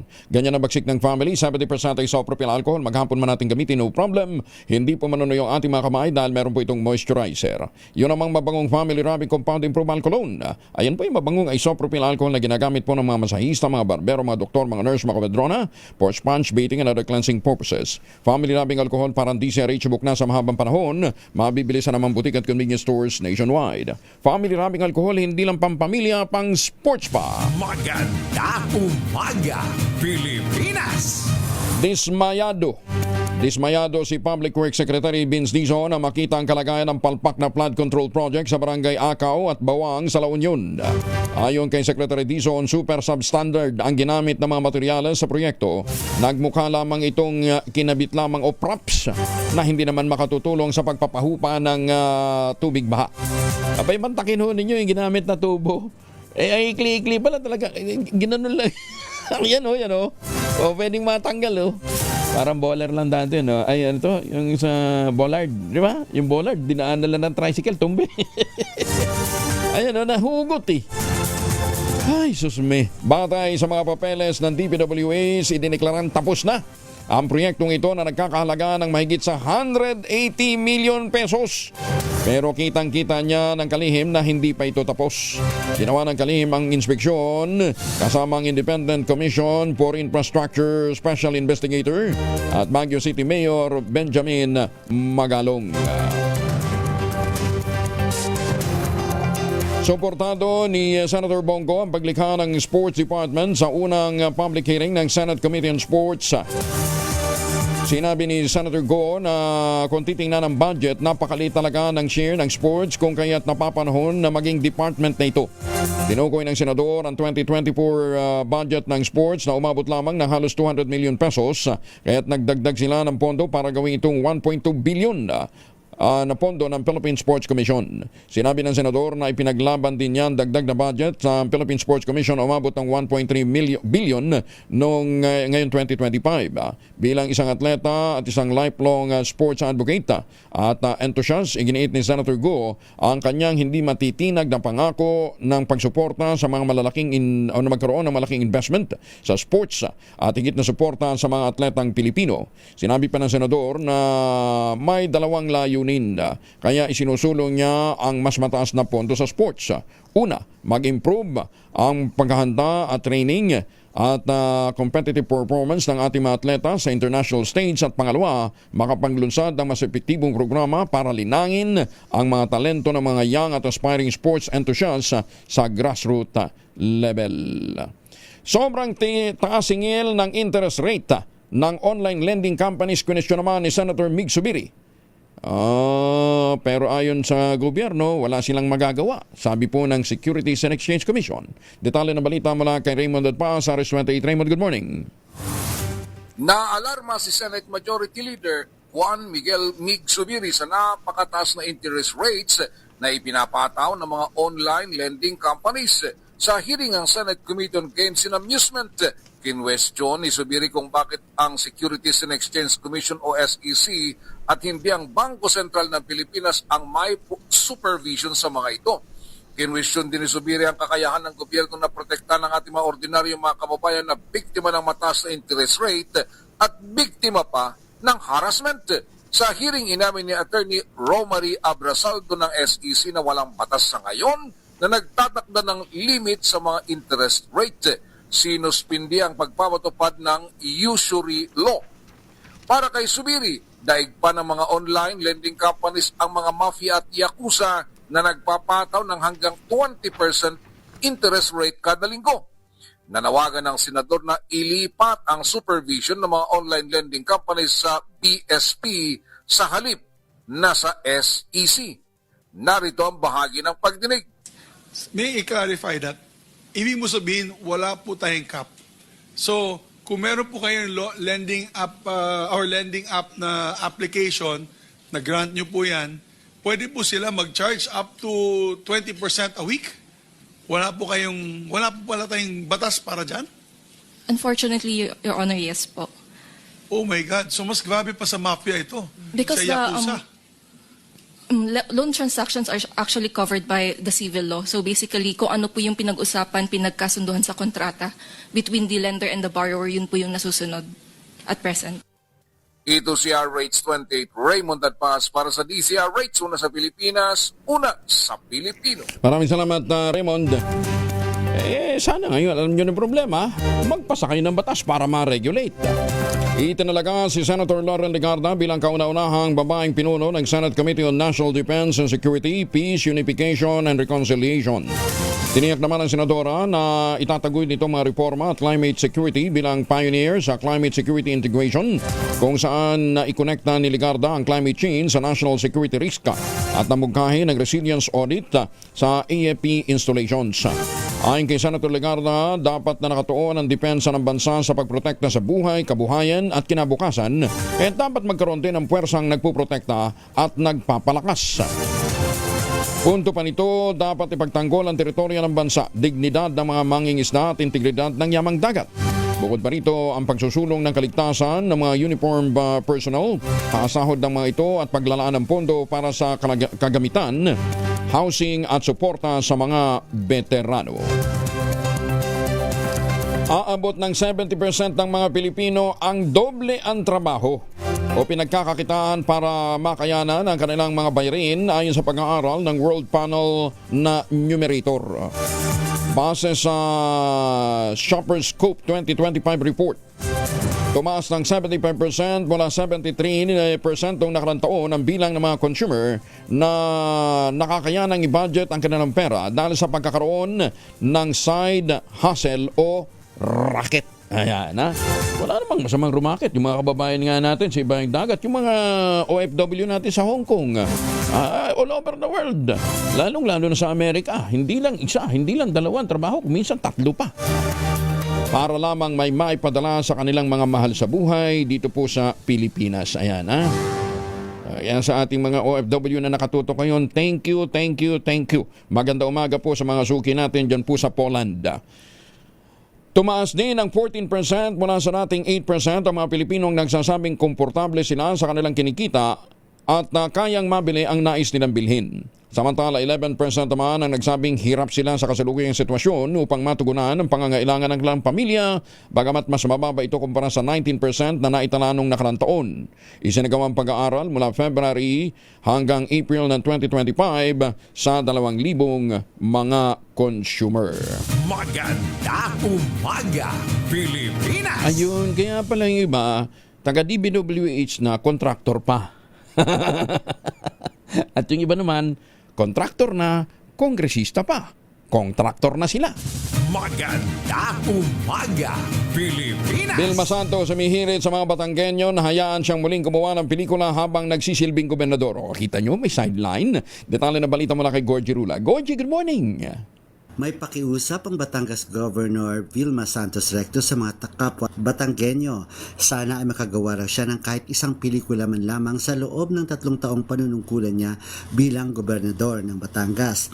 Ang sabi ni Governor V, nalagpasan niya ang 3 termino niya bilang governor ng naturang lalawigan mula 2007 hanggang 2016. Graduate na raw siya. Ngayon ay binigyan siya uli ng isa pang pagkakataon, pero iba na raw ang labanan ngayon. May mga AI na raw at mas challenging kaya lagi raw siyang pagod. Sabi pa ni Governor V, excited siya sa gagawin niyang film project at kahit isang pelikula man lamang daw sa loob ng 3 taon ay okay na raw sa kanya. Heto pa ang pahayag ni Governor Vilma Santos Recto. May nangyayaring meetings na ginagawa namin ngayon. Very exciting story, very exciting cast, very exciting director, but a very exciting script. But plan, pwede ba? Plan is anytime next year, but I'm still a public servant. Isa lang hinihiling ko sa Batanggenyo. Sana mapagbigyan ako. I will be serving Batangas again for 3 years. Sabi ko, pagbigyan nyo naman ako kahit isang movie na meron akong magawa. But the good thing is, may plano naman itong movie na ito, which is I'm also very excited. Iyan ang pahayag ni Governor Vilma Santos na gusto pa rin talaga niyang buhay na buhay pa rin ang kanyang showbiz career. Gorgie Rula po nag-uulat mula sa showbiz ng DZRH, una sa Pilipinas, una sa Pilipinas. Maraming salamat, Gorgie! Maganda umaga, Pilipinas! Ito para mas ma-excite pa kayo katulad ni Ate B, 21,000 ang naghihintay na premyo sa Mahiwagang Tunog. Mahiwagang Tunog! Ano yung ating mahiwagang tunog? Basta po ay alam ng mga medical practitioners. Sa mga nurses natin, hula kayo. Ang inyo pong mga sagot, ipapatala po ninyo sa 0919-282-6485. Sundin ang tamang format po ng pagte-text, empty space, name / address / contact number / at ang inyong sagot. Isang beses lamang po maaari mag-text sa ating text line gamit ang inyong mobile number. Sa mga sasagot online, kinakailangan meron po kayong sharer badge. Ayan kaya habang naliligo gamit ang Shield Pad Soap, sagutin ang ating mahiwagang tunog. Maganda umaga, Pilipinas! Magandang umaga sa mga suki natin dyan sa Manila Bulletin, sa inyong newsroom dyan. Good morning sa mga taga Manila Bulletin. Teka nga pala, birthday pala na kahapon ni Ma'am Yoli Crisanto. Ma'am Yoli Crisanto ng Globe. Happy birthday. Maganda umaga, Pilipinas! Posibleng magbitiw bilang House Speaker si late Representative Ferdinand Martin Romualdez ngayong araw, Miyerkules, September 16. Nagugat ang impormasyon matapos magtungo sa isang pulong kay Pangulong Bongbong Marcos ang Speaker kasama si Ilocos Norte Representative Sandro Marcos. Sa report naman ni Manang Milky Regonan, kumalat na rin ang mga ulat na papalitan si Romualdez ni House Deputy Speaker Faustino Bonggidi ng Isabela, miyembro din ng Partido Federal ng Pilipinas na partido naman ng Pangulong BBM. Samantala, tutulumano ang mga House leader na magbitiw bilang House Speaker si Romualdez pero umapilo ito na ibigay na sa kanyang desisyon. Sa pasyan ni Romualdez na mag-resign dahil na rin daw po sa pressure sa Kamara kung saan siya umano ang target matapos manawit sa issue ng flood control anomalies kasama ang ilan pang mga kongresista. Samantala, sa report naman ni Manang Milky Regonan, yun daw mga gamit sa opisina nito inalis na. Good morning, Manang Milky. Sa pagbubukas ng sesyon mamayang hapon, ihayag ni Leyte Representative Martin Romualdez ang kanyang pagbibitiw sa pwesto bilang House Speaker. Ang ipapalit kay Romualdez ay si House Deputy Speaker Faustino Boji D. ng Isabela, miyembro ng Partido Federal ng Pilipinas na partido rin ni Pangulong Bongbong Marcos. Sa impormasyon, nagpulong kahapon sa Malacanang sina Pangulong Marcos, House Majority Leader Sandro Marcos at si Romualdez. Bago ang pulong sa Malacanang, nagpatawag ng party caucus si Romualdez sa Kamara at inihayag ang planong mag-resign. Tutol umano ang mga House Leader na magbitiw bilang House Speaker si Romualdez pero umapila ito na ibigay na sa kanya ang desisyon. Ang pasya ni Romualdez na mag-resign ay dahil na rin sa pressure sa Kamara kung saan siya umano ang target matapos madawit sa issue ng flood control anomalies kasamang ilang mga kongresista. Nang umugong ang pagbaba sa pwesto kagabi, agad nang inalis lahat ng gamit ni Romualdez sa kanyang opisina. Ako si Milk Reguna nagulat para sa DZRH, una sa Pilipinas, una sa Pilipino. Maganda umaga, Pilipinas! Maraming salamat, Manang Milky. Abangan natin ang susunod na mga kabanata, lalong-lalo na mamayang alas 3 ng hapon dyan po sa Kamara de Representantes. Ha? Ayan. At sa mga pabalik ng Pilipinas, muli ang ating panawagan, huwag nang magpasalubong ng imported na tsokolate. Meron ho tayong tangerine chocolate. Ha? Ang tangerine chocolate po ay brand ng mga magniniyog ng mga magsasaka dyan po sa lalawigan ng Quezon. Sa tulong po ni Dr. Helen Tan, yung po mga planting material ng kakao galing Davao, hinakot po yan para maitanim sa ilalim po ng mga nyugan. Available yan sa 0919-095-5935. Yun hong ibang mga variants, may mahigit 10 yan. Ha? I-check po ninyo sa tangerinechocolate.ph. Ang mga raw material niyan galing din po sa ani ng ating mga magsasaka. Tangerine chocolate 100% gawang lokal but taste and looks global. Tinulungan po ito ng DOST at ng DTI. Sabi nga po ni Dr. Helen Tan, sino bang magmamalasakit sa Pilipino kundi ang kapwa Pilipino. Kaya sa bawat tangkilik natin ng tangerine chocolate, pinalalakas natin ang loob ng ating mga magsasaka, pinalalakas natin ang ating lokal na ekonomiya.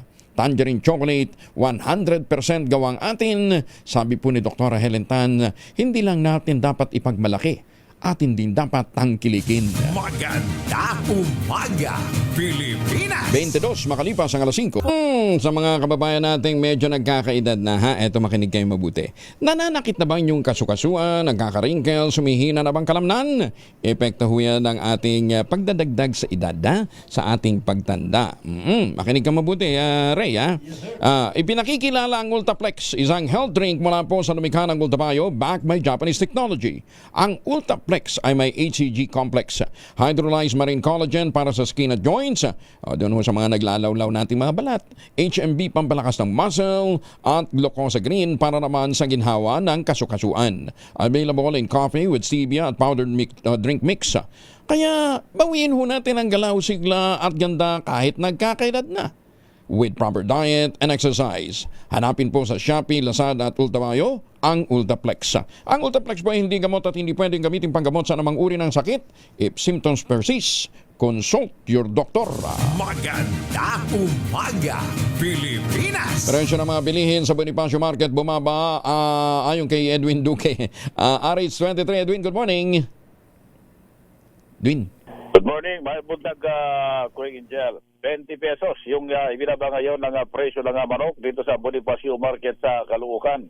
220 na lamang Kuya Angel. Habang ang good news pa doon sa karin ng baboy dahil yung pork chop, yung giniling, yung pata, ulihan at unahan ay 300 pesos na lamang. Habang yung liempo ay bumaba naman ng panibagong 20 pesos. Wala sa dating 380, ngayon ay 360. Pero yung kasim ay 320. Habang itong kambing naman, abay bumaba ng 10 piso ko Angel dahil 490 pesos. Yung bawat kilo, habang yung baka naman ay 450. Malaking binaba ng presyo ng karne ngayon. Kaya marami yung pumipila para bumili. Lalo na may mga pesto at mga tindahan. Sa presyo naman ng bangus, bumaba na rin ng 50 pesos o halos 70 pesos. Yung malalaki, yung dating 320, ngayon ay 250. Habang yung maliliit naman ay 180 pesos bawat kilo. Pero yung tilapia, bahagyang tumaas yung presyo. Yung pinakamaliit na dating 90 pesos, ngayon ay 120, habang 140 yung malalaki, yung galing ng Batangas. Sa presyo naman ng gulay, ang ampalaya ang tumaas ng halos 20, nasa 140 bawat kilo. Habang itong siling labuyo, kahapon lamang ko yung ay muling tumaas ng 600. Ngayon ay balik sa 500 pesos. Habang yung 250 na presyo naman ng siling panigang, mabibili ngayon ng 120. Ang laki ng binaba. Hindi naman gumalaw yung ibang presyo maliban sa kamatis na pumalo uli ng 100 mula sa dating 80 yung pinakamataas. Ngayon, yung medyo maliliit, nabibili ng 60 to 70, 120 pesos ang bawat kilo. Hindi naman nagtaas pa yung ibang bilhin ng gulay at ibang isda. Yung presyo ng iba pang bilihin tulad nitong bigas, 40 pesos yung pinakamababang presyo ngayon. Ang pinakamataas ay 70, 60 yung red rice, habang yung dinurado ay 80 pesos, habang ang malagkit merong 80, yung pinakabago at napakaputi, 100 pesos pa rin ang bawat kilo. Yan po yung ating price monitoring report mula pa rin dito sa Bonifacio Market sa Caloocan, na Respondo 3. Edwin Duque nagulat sa DSRH, una sa Pilipinas, una sa Pilipino. Salamat, Edwin. Samantala, Task Force katuwang ng ICI sa investigasyon ng Ghost Project ayon sa Malacanang yung binuong Task Force ng Department of Justice. Detalye na balita mula kay Let Narciso, RH14. Let, good morning. Tiniyak ng Malacanang na hindi magkakaroon ng conflict ang magkahiwalay na investigasyon ng Department of Justice at ng Independent Commission for Infrastructure sa maanumalyang flood control projects. Ayon kay Palas Press Officer Claire Castro, nakabatay ang kapangyarihan ng ICI sa pakikipag-collaborate sa iba't ibang ahensya ng gobyerno, kabilang ang National Bureau of Investigation at mga law enforcement units. Paliwanag ni Castro, ang task force ng DOJ ay hindi mag-o-overlap sa mandato ng ICI, kundi magsisilbing katuwang para mapabilis ang pag-usad ng mga kaso laban sa mga sangkot sa irregularidad sa mga proyekto. Dagdag pa nito, kung mayroon ang naunang naimbestigahan ng ICI, maaaring agad na magsampa ng kaso ang DOJ Task Force para hindi na maantala ang proseso ng pananagutan. Ito si Let Narciso para sa DZRH, una sa Pilipinas, una sa Pilipino. Maraming salamat, Len. Samantala, mahigit naman sa 50,000 pulis ay pakakalat para sa September 21 rally sa buong bansa. Detalye mula kay Edniel Parosa, RH52. Edniel, good morning. Edniel? Ay, nawawala si Edniel. Edniel, go. Kuya Angel, aabot sa higit 50,000 tauhan ng Philippine National Police ang ide-deploy para sa malawakang kilos protesta na kasado na sa September 21. Ayon kay Acting PNP Chief Police Lieutenant General Jose Melencio Nartates Jr., ito ay bilang proteksyon sa parehong mga realista at publikong hindi naman sasama sa programa.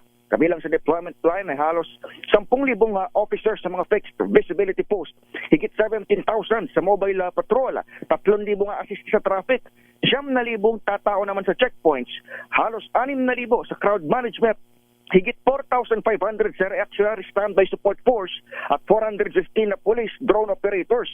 Paniguro ni PNP Public Information Chief, Police Brigadier General Randolph Tuanyo, bawat team ay handang rumesponde para matiyak na payapa ang mga gagawing pagtitipon. Bago ang September 21 rallies, nakabantay rin ang PNP sa mangyayaring transport strike simula ngayong araw. Isa sa kanilang mga tututukan ay kung may mga haras pa ng mga tsuper na hindi naman sasama sa tigil pasada. Ito si Edniel Parosa, nag-uulat para sa DZRH. Una sa Pilipinas, una sa Pilipino. Maganda umaga, Pilipinas! Si Attorney Israelito Torion, abogado po ng mga ng mga Duterte, galing Davao, May mga ilang bagay lang tayong liliwanagin. Attorney, magandang umaga po. Magandang umaga po at magandang umaga po sa lahat ng nakikinig sa DZRH. Bale ilang kaso ho yung inyong ipinail?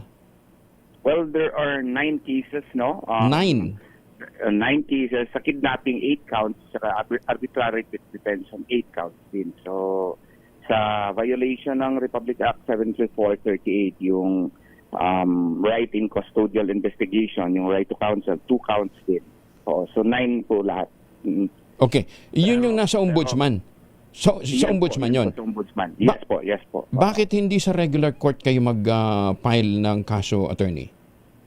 Hindi po pwede sa regular court. Everything must pass through the preliminary investigation. And if one is a public officer, you can choose either sa ombudsman or sa prosecutor. Sa piskalya? Kung sa prosecutor kami, kawawa naman kami. Kasi yung pinaka-boss doon ay si Remulla.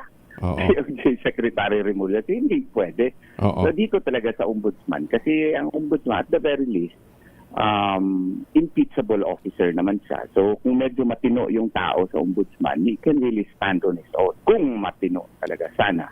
Okay. Anong kaibahan niya doon sa mga naunang ipinail na na-dismiss na rin ng ombudsman? Malaking pag-iiba. Malaking pag-iiba kasi identity of parties is not present. Yung na-file nung una ata ni Senator Amy Marcos, was a referral of the findings from the Senate Committee on Foreign Relations.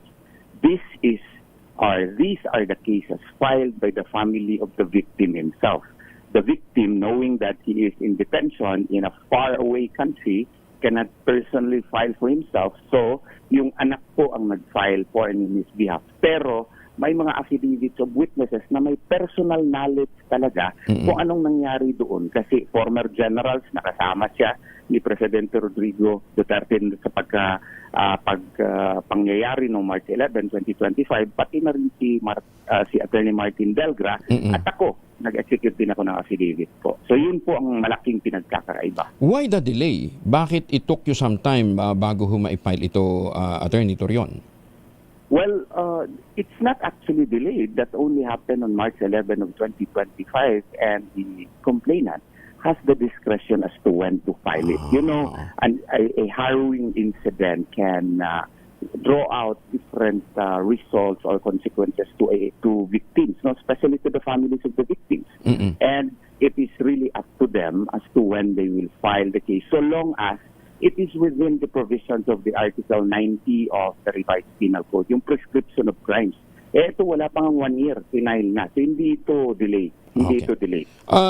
Attorney, ang tawag dito, walang katwiran ngayon ng ombudsman to outrightly dismiss yung kaso. No. That would be the height of ignorance if they will do that. Because the two cases are not related. Identity of parties is not present. So yung forum shopping na pinagsasabi-sabi, wala pong basehanan yun if you will look at the elements of forum shopping po. So again nga, hindi siya pasok as forum shopping kasi sabi nila hindi siya pasok.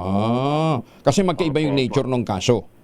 Yes po. Saka yung mga charges filed are different. Ito, particularized yung charges, siyam lahat Kidnapping, 8 counts. Arbitrary detention, 8 counts. Violation of Section 4 in relation to Section 12 of Republic Act 9745. Qualified direct assault under Article 148 of the Revised Penal Code. Expulsion under Article 127 of the Revised Penal Code. Violation of Section 4 of RA 7438, 2 counts. Usurpation of judicial functions, Article 241 of the Revised Penal Code. Violations of Sections 3A and 3E of RA 3019. Napakaiba po. Okay. Pero gaano katagal na pag-aaral ang inyong ini-expect with those number of cases? How soon do you expect that this can be decided? That would remain, that would be up to the Office of the Ombudsman po. Kung hindi naman ito mind-boggling na mga issues, honestly, nagawa ko kaagad itong complaint nung March pa. Pero naghihintay lang ako sa pamilya po kung kailan nila i-file. No? So, blessing in disguise din yun kasi may mga supervening events na inamin talaga ni Justice Remulla that he gave clearance in sending, PRRT to The Hague. And that declaration is evidence against him that he gave the clearance, and therefore that is usurpation of judicial functions because under Rule 59 or Article 59 of the Rome Statute, before sana ipadala dun sa The Hague, he must be, he must put pass to competent judicial authority. Hindi naman competent judicial authority si Yusek Padulyon. Piskalya po siya, hindi po siya korte. So that was a violation under the 1987 Constitution, Article 3, a violation of Article 9 of the ICCPR, International Covenant on Civil and Political Rights, and a violation of Articles 8 and 9 of the Universal Declaration of Human Rights. So, grabe po yun na declaration, which could probably indict him for a serious crime of usurpation of judicial functions under Article 241 of the Revised Penal Code. Wala yon sa naunang petisyon ni Senator Amy? Wala yon sa... Wala yon. Okay. Or maski na meron, it does not mean that, on preliminary investigation stage po, boss, wala pong double jeopardy yan. Kasi if you look at the requisites of double jeopardy, pag first year law student ka, isa yan sa mga sa constitutional law. Mag-attach lang yung double jeopardy kung nasa korte na. Nasa korte. Ito nasa piskalya. Oo. Piskalya pa lang tayo. Piskalya pa lang. Yan. Okay. Attorney Torion, thank you po sa paglilinaw. Maraming salamat. Magandang umaga. Maraming salamat po. Okay. Apo. Si Attorney Israelito Torion na nag-file po ng panibagong kaso sa Ombudsman laban kay Justice Secretary Boying Rimulya. Maganda umaga, Pilipinas! Alas 5:40. Umaga, Pilipinas! 46 na makalipas sa alas 5 na umaga. Good luck kay Ashley Denisa. Lalaban si Ash ngayong araw na ito para sa talumpating handa sa Bulprisa dyan po sa Bulacan. Good luck. Ay, magandang umaga po kay Mayor Sene Mendoza dyan po sa Talisay, Batangas. Siyempre, si Justice Energito ng Sandigan Bayan, Justice Max De Leon ng Court of Appeals. At sa lahat po ng mga justices natin all over the country. Good morning. Happy 15th birthday kay Kurt Allison Martinez ng San Luis Solano, Nueva Vizcaya. At sino pa ba? Si Ambassador Harry Amping, huwag natin kalimutan. At saka si Kaador Plato. Good morning. Mataas ang posibilidad ng magkaroon ng breast cancer ang mga babaeng madalas na magpakulay ng buhok at gumagamit ng kemikal sa buhok. Mga ladies, hindi lang mga ladies, mga lalaki din, kasi pwede rin tamaan ng breast cancer ang mga lalaki, baka akala nyo, Sa pag-aaral ng National Institute of Health, 9% sa 46,000 participants nila na madalas na gumamit ng pangkulay ng buhok. Yung iba naman kasi, arte-arte. Lingguhan ko magpalit ng kulay ng buhok, At iba pang mga kemikal ay nagkaroon ng breast cancer. Pinakamarami sa mga ito ay mga African-American women na gumagamit ng pangkulay ng buhok kada 5 hanggang 8 linggo. Uy! Lumabas din sa pag-aaral ng mga babaeng gumagamit ng hair straightener chemical ng 5 hanggang 8 kada 5 hanggang 8 linggo ay nagkaroon din ng cancer. Uy!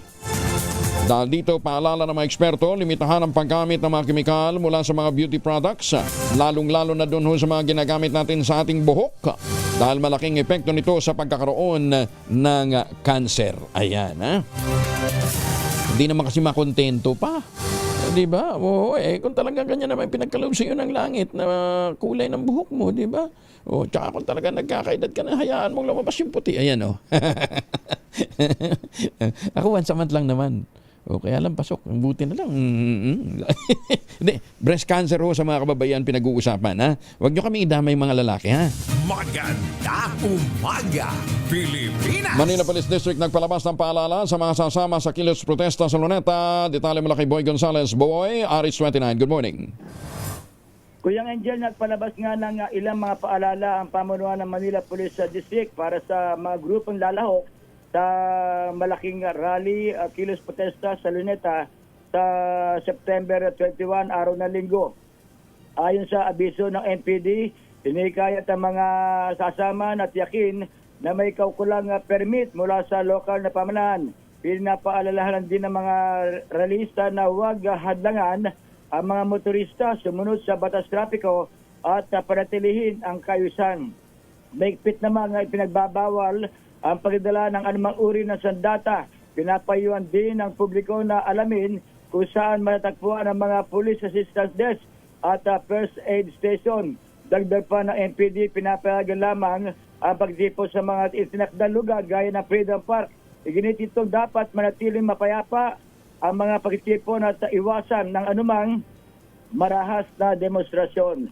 Ito si Boy Gonzales para sa DCRS, una sa Pilipinas, una sa Pilipino. Maraming salamat, Boy. May tanong dito, paano daw kung wala naman breast? Oy, meron. Kahit pa sabihin ninyo kahit nahibihin mong kapwa yan. Di ba? Hindi Cap 1, hindi Cap B, hindi Cap C. Kapwa. Global nuclear leaders mula sa 10 bansa nagsama-sama sa Second Nuclear Supply Chain Forum sa bansa. Detalye ng balita mula kay Giselle Ricaport, RH15. Giselle, good morning.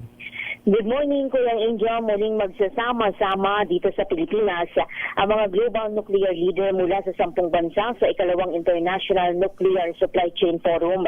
Isasagawa mula October 2 hanggang 3 sa Taguig City, kabilang sa mga kalahok ang mga kinatawan mula Argentina, China, Japan, Russia, UAE at Amerika na pawang kilala sa malawak na karanasan sa nuclear technology, infrastructure at regulation.